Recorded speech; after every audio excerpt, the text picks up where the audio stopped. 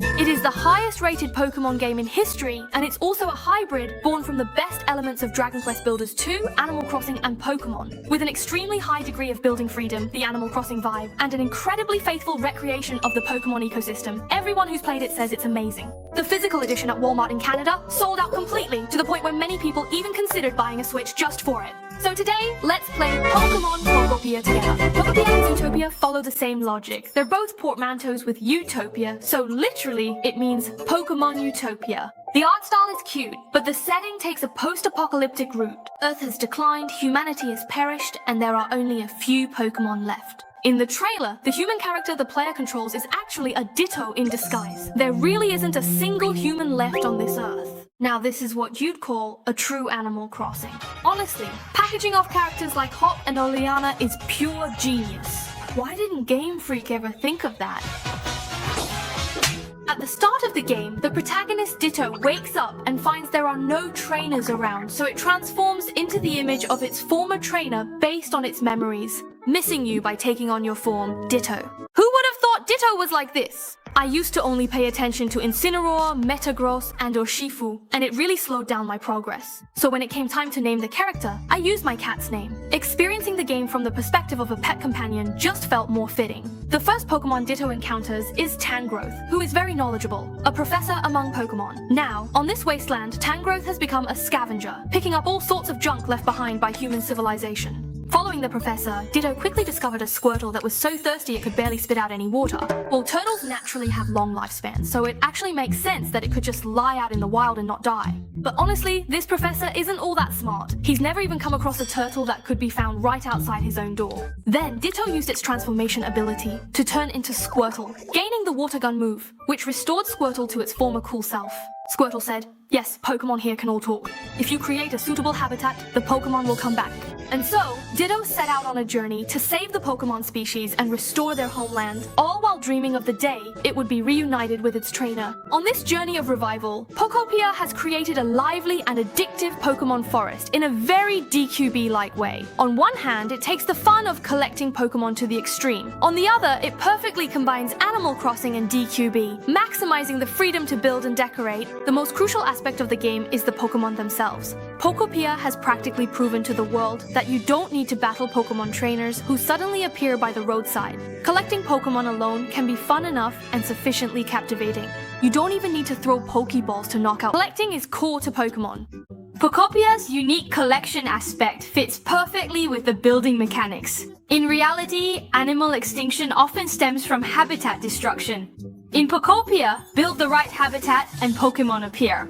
Habitats might be 4 patches of green grass, or a sandbag paired with a bench, or even a round stool placed under a waterfall. Hey, this habitat environment is a bit harsh. If you want to unlock more habitats, you need to be able to make new furniture or create new types of terrain. So how do you learn to do that? That's right, you learn from the Pokemon. Some of the Pokemon that appear will teach you new skills like Water Gun, Rock Smash, Cut, Plowing, or playing instruments. This is definitely the most useful episode for Magikarp. Later on, you even get Surf, Rollout, and Gliding. It's just so convenient, and you don't even need TMs for them. You use new skills to unlock new terrain, use new terrain to create new habitats, and then unlock new Pokemon. This cycle is really super addictive. It keeps motivating you to collect more and more Pokemon companions. And in Pokopia, Pokemon can even help you with processing tasks. It's voluntary, not forced labor. For example, Scyther processes logs into planks, Torchic processes clay into bricks, and Trubbish recycles cans into iron. All of these can further improve efficiency and motivate you to find more residents. Discovering habitat recipes is also part of the collection process. One of the moments in the game that often surprises me is when I accidentally create a new habitat without any hints. It's such a great sense of accomplishment.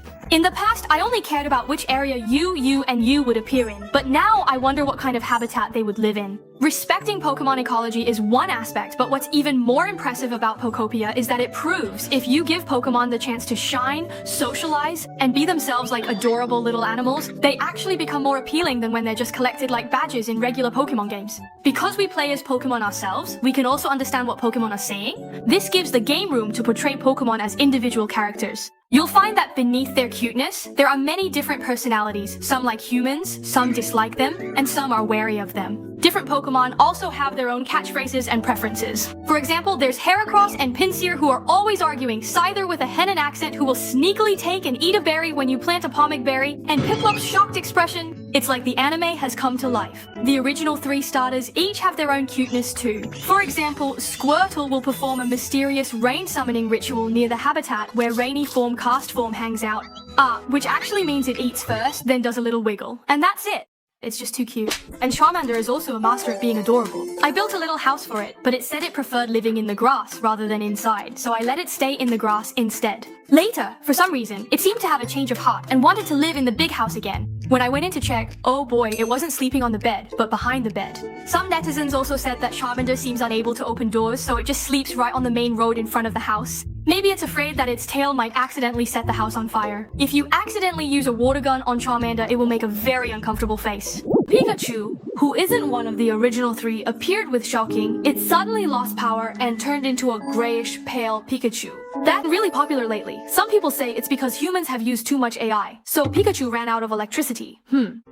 Speaking of which, after humans disappeared, Pokemon stopped fighting and battling. Those Pokemon that used to be unfriendly, disobedient to trainers, and aggressive are now getting along really well with each other. Plus, Granny Bia is always encouraging you to travel with your Pokemon companions. This is a lot like Dick B2, where everything has to be done together as a group. It's especially heartwarming and healing.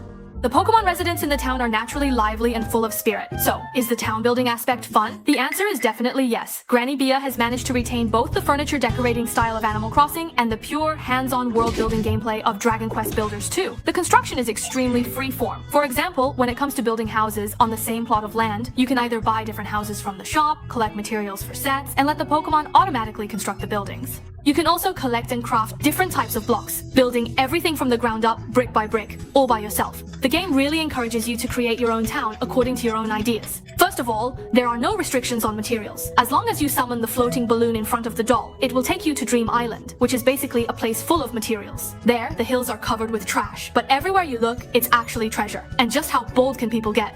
How daring can you be? You can even tear down all the tall buildings here and pack everything up to take with you. There's also a 3D printer in the Pokemon Center that lets you directly print out items from photos, which is basically a super convenient wildcard that saves you the trouble of gathering some materials. If you choose to follow the main storyline and experience the plot, the gameplay will feel more like a creative sandbox adventure. In this mode, every construction project serves to advance the story, and you'll be rebuilding one Pokemon Center after another, creating towns with different styles such as plains, cities, and mines. Bringing new life to these places. Oh, by the way, Team Rocket also plays a role in the story. I'm really curious to see how that unfolds, since all the humans have disappeared from Earth, leaving behind only ruins, letters, and relics. This setup is honestly quite interesting. To be honest, aside from puzzle games, I've never been so serious about reading the letters I've collected in any other game, especially as someone who knows the stories of the Pokemon series. The first time I came across a letter that talked about things I already knew, it felt like the strange joy of watching future generations do archaeology from heaven. And the relics left behind by human civilization have all been hung on the walls by Pokemon, which is absurdly adorable. If you prefer a more laid-back and freeform playstyle, the more you play, the more it starts to feel like Animal Crossing. Many details will make you feel that if you played Animal Crossing music in the background, it wouldn't feel out of place at all. Your attention as a trainer is completely drawn away by how everyone is focused on living their lives well. It's already goodbye. Our Pokemon really need to work hard to rebuild a harmonious global village together. In summary, Pokopia is a Pokemon utopia without humans, with a relaxed, leisurely, yet busy vibe. It's like a slice-of-life anime without villains or conflict. When you play, if you really want to have conflicts with others, you can choose to play with up to 4 people online. Taking out the Rock Smash minigame for a brawl doesn't rely on intense conflict to keep you engaged. Your motivation to keep playing comes from your love for Pokemon, and Pokemon will return that love to you twofold. Thanks to the development team for telling such a touching and heartwarming story about Pokemon-loving people. It's truly satisfying. Pokopia is packed with content and rich in detail. Just the building aspect alone could absorb endless energy. Not to mention, there are over 200 Pokemon, including only legendary Pokemon, and even Mewtwo. The map is adapted from the story background of the original Pokemon games, and more areas will be added later through DLC updates.